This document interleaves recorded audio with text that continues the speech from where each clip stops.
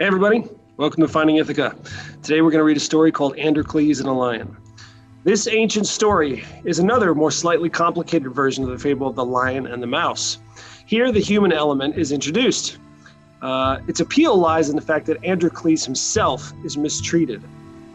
He's a slave and he can actually feel compassion for another person's pain, even though he himself has been so cruelly mistreated.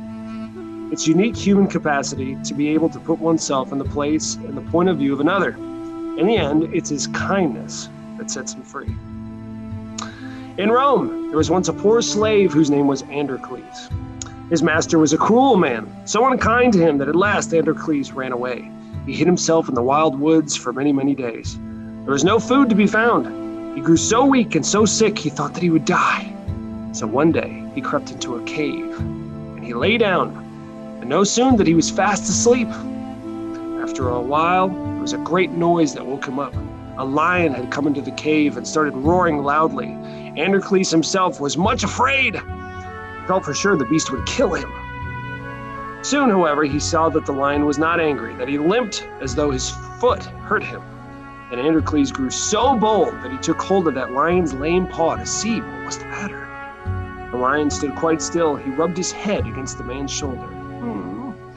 He seemed to say, "I know you will help me." Androcles lifted the paw from the ground and saw that it was long and it was a sharp thorn which hurt the lion's foot so much. In the end, he took the thorn in his fingers. He gave it a strong, quick pull, and he pulled it right out. The lion was full of joy. He jumped up like a dog and he licked the hands and the feet of his new friend. Androcles was not at all afraid after this. When night came, he and the lion lay down and slept side by side. It's like a big stuffed animal. Androcles, for a long time, brought the lion food every single day, and the two became such good friends that Androcles found his new life a very happy one. One day, some soldiers who were passing through the woods found Androcles in the cave. They knew who he was, so they took him back to Rome.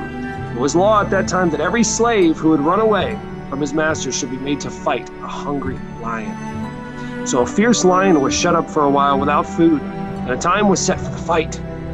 When the day came, thousands of people crowded around to see the sport. They went to such places at that time as much people now go to the circus show or a baseball game. The door opened and poor Androcles was brought in. He was almost dead with fear. He was frightened beyond belief. Androcles gave a great cry, and a hungry lion rushed in, and with a single bound, he reached towards the poor slave. Androcles paused. But then his expression changed from that of fear to that of gladness. It was his old friend, the lion from the cave. Oh my goodness. The people who had expected to see the man killed by the lion were filled with wonder. What? The lion lay down at his feet and licked him lovingly.